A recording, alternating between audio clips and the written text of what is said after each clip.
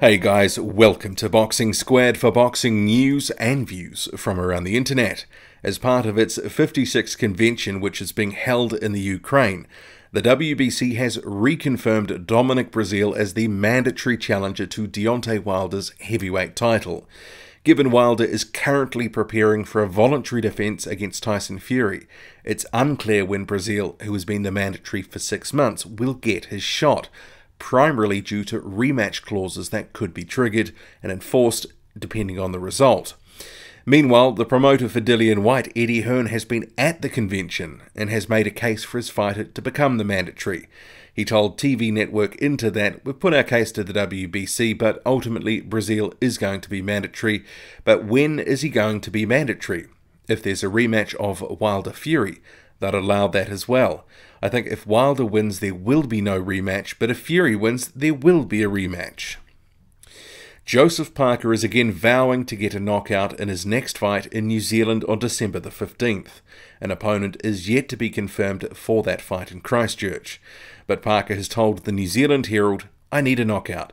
You know, a devastating knockout, a one-punch knockout. I feel like we had a great start to our career. We've had 2 losses now, and a lot of people are saying retire or stop.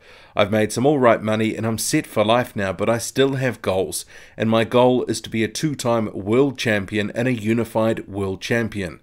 As long as we have those goals and we work together as a team, I feel like this is a rebuild and it will take us a few fights to get back to the top again.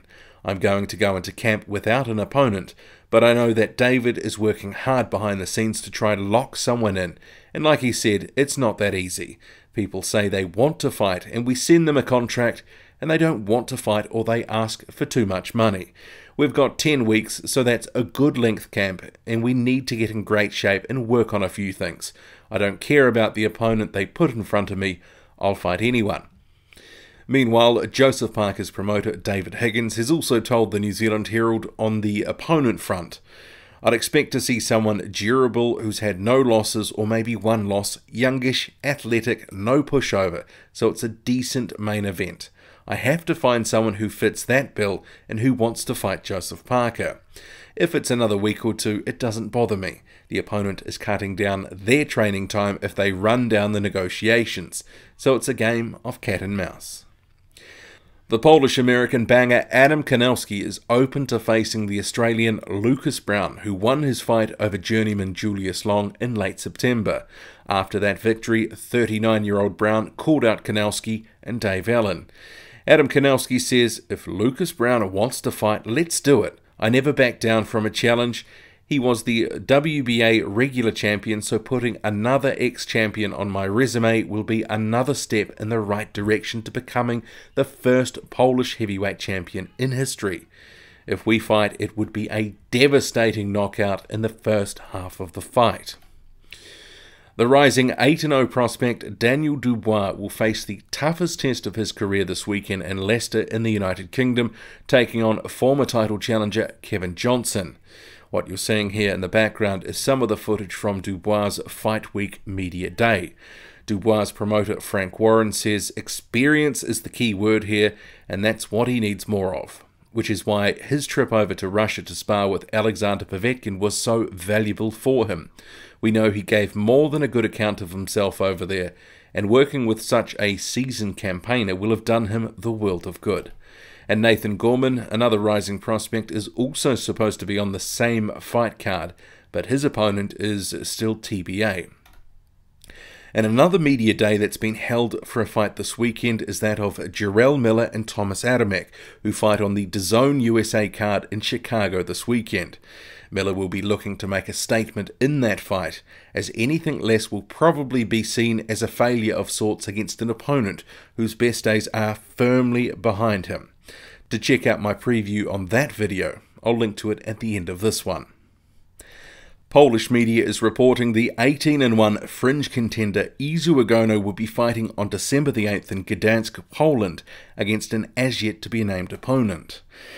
Joey Dwecko has confirmed via Facebook he will be fighting fellow fringe contender Andrei Fedosov in Russia on the 13th of October, so just over a week away. And in another fight announcement, the 9-0 Ukrainian prospect Vladislav Serenko, who's fighting out of South Africa, will be fighting for a WBF title on October the 21st at the Sun Arena in Pretoria against an Argentinian, Rogério Omar Rossi.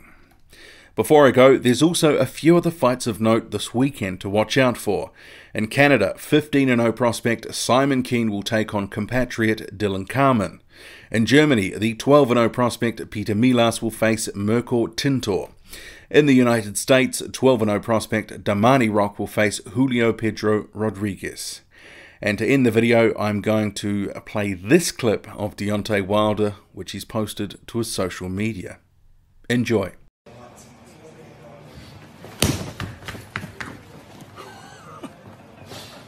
I'm gonna beat you. You hear me, you Gypsy King? I'm gonna knock you out. I can't wait to December the 1st. It's gonna be an excitement. The people is in for a treat. I said I speak it, believe it, receive it. I said I was gonna knock you out. I just got one question. When I knock your body on the canvas, which foot you want me to step over you with? The right or the left? I'll let you decide.